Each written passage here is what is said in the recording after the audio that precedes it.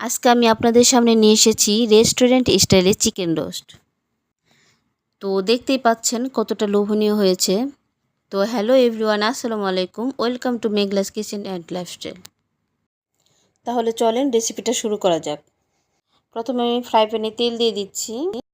তারপর আমি তেলটা গরম হয়ে আসলে চিকেনের পিসগুলো দিয়ে দিচ্ছি। কিছুক্ষণ পর আমি চিকেনগুলো উল্টে দিচ্ছি। চিকেনটা ভাজা হতে হতে আমি এর মশলাগুলো রেডি করে নিব। এখানে প্রথমে আমি 1 চা চামচ পরিমাণ হলুদের গুঁড়া, মরিচের গুঁড়া এবং ধনিয়ার গুঁড়া দিয়ে দিচ্ছি। তারপর গোলমরিচ আর জয়িত্রী গুঁড়া দিয়ে দিচ্ছি 1/2 চা চামচ। তারপর আমি রোস্টের মশলা দিয়ে দিচ্ছি এখানে 3 চা চামচ। তারপর এখানে আমি স্বাদ মতো লবণ অ্যাড করে দিচ্ছি। তারপর এখানে আমি জিরার গুঁড়া দিয়ে দিচ্ছি 1 চা চামচ। তারপর এখানে 1 চা চামচ আদা দিয়ে দিচ্ছি। তারপর 1 চা চামচ রসুন বাটা দিয়ে দিচ্ছি। তারপর আমি ভালোভাবে মশলাগুলো মিশিয়ে নিচ্ছি। এই তো আমার মাংসটা হয়ে গেছে, এখন দেখতে পাচ্ছেন আমি উঠিয়ে নিচ্ছি। এখন আমি এখানে পেঁয়াজ ভেজে বাকি মশলাগুলো দিয়ে দেব।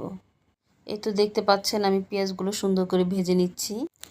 অর্ধেক পেঁয়াজ আমি বেরেস্তার জন্য উঠিয়ে রাখবো, আর বাকি পেঁয়াজের ভিতরে আগে মিশিয়ে রাখা মশলাগুলো এবং চিকেনগুলো আমি দিয়ে ভালোভাবে সুন্দর করে কষিয়ে নিচ্ছি। আর সরি টু সে, মাঝখানে একটা ক্লিপ আমি নিতে পারিনি। আর এর ভিতরে আমি বেরেস্তার বাদাম বাটা দিয়ে দিয়েছিলাম। তারপর আমি এর ভিতরে 1 কাপ দুধ দিয়ে দিয়েছি। আমি কিন্তু এখানে কোনো পানি ইউজ করিনি।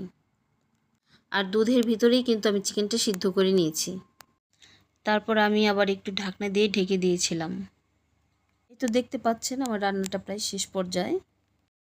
এ পর্যায়ে আমি কিছু কাঁচামরিচ অ্যাড করে দিচ্ছি। তারপর হালকা আমি একটু নাড়াচাড়া দিয়ে রোস্টটা সার্ভ করে নিব। তো এই তো দেখতে পাচ্ছেন আমাদের চিকেন রোস্টটা রেডি। দেখতেই পাচ্ছেন কতটা লোভনীয় আর কতটা ইয়ামি হয়েছে। তো এইভাবে রেস্টুরেন্ট স্টাইলে রান্না করলে কিন্তু রোস্টটা অনেক সুস্বাদু হয়। তো আজকে এই পর্যন্তই। সবাই ভালো থাকবেন, মেঘলাস কিচেনের পাশে থাকবেন। আল্লাহ হাফেজ।